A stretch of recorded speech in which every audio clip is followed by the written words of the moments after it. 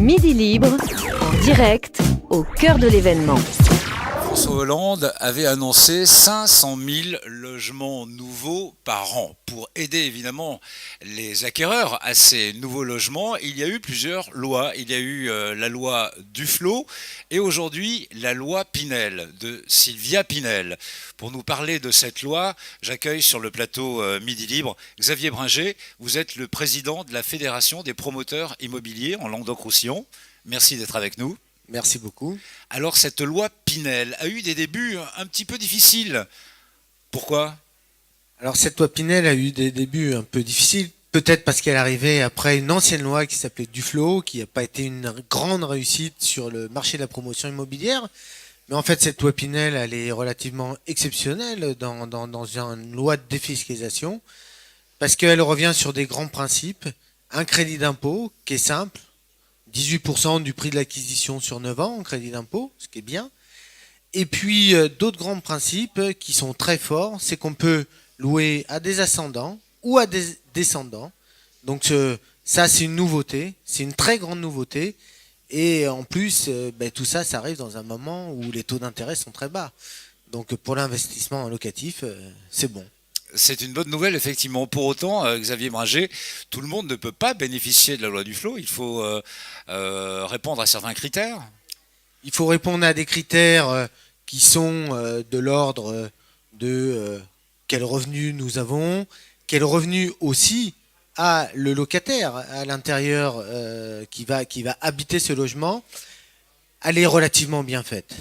C'est-à-dire que 90% des personnes ont le droit d'y accéder. En plus, à Montpellier, la ville, la métropole de Montpellier est en grande partie montée de zonage. Alors c'est un petit peu compliqué. En zone A maintenant, mais ça. Voilà, on est passé de B1 à A. Qu'est-ce que ça veut dire ? Ça veut dire qu'on a besoin de beaucoup construire sur Montpellier. Et le fait de passer en A, ça veut dire qu'on peut appliquer des niveaux de revenus un peu plus forts pour pouvoir booster le marché. Alors il est nécessaire évidemment pour les futurs acquéreurs de ces logements neufs de s'informer justement sur, on va dire, les ficelles et les secrets de cette loi Pinel. Auprès de qui peuvent-ils s'informer au mieux ? Auprès des promoteurs immobiliers ou d'autres ? Bien entendu, les promoteurs immobiliers, c'est leur métier. Donc ils peuvent très facilement informer. Mais il y a aussi tous les réseaux de gestion de patrimoine, les banques, les assurances, et puis peut-être pourquoi pas certaines conférences qui sont spécialisées. Alors on parle au niveau de l'investissement et de la défiscalisation, 6 ans, 9 ans, 12 ans, on peut poursuivre éventuellement après ? Alors on ne peut pas poursuivre, mais par exemple Duflot c'était 9 ans. Là aujourd'hui on a le choix, soit on a envie d'investir sur une période très courte, par exemple un enfant qui va faire ses études, on lui dit il s'en va, il va faire ses études pendant 6 ans, on s'arrête à 6. Si on veut aller un peu plus loin, c'est 9, c'était la norme d'avant. Et puis si on veut investir sur du plus long terme avec quelque chose de plus stable, on y va sur 12.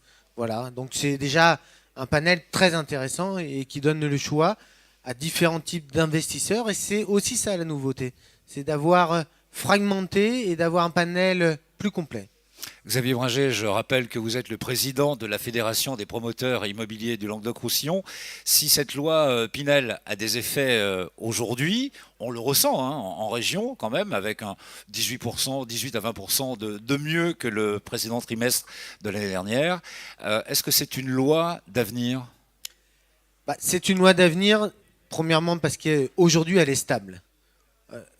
On a eu un petit problème ces quelques dernières années, c'est qu'on n'arrêtait pas, on naviguait, on n'avait pas de vision, etc. Aujourd'hui, cette loi Pinel, elle nous donne un horizon stable et lointain. Elle est valable jusqu'à fin 2016, donc c'est une bonne loi. En plus, elle était bien écrite. Elle était travaillée en partenariat avec l'ensemble des collectivités et des professionnels. Il y a eu une réforme du zonage associé, très décentralisée, travaillée ville par ville, travailler en région, travailler vraiment dans des rencontres professionnelles, État, collectivités. C'était jamais arrivé avant. Je crois qu'on a beaucoup d'éléments pour qu'elle perdure et qu'elle soit une réussite. C'est ce que l'on souhaite bien sûr à toutes et tous.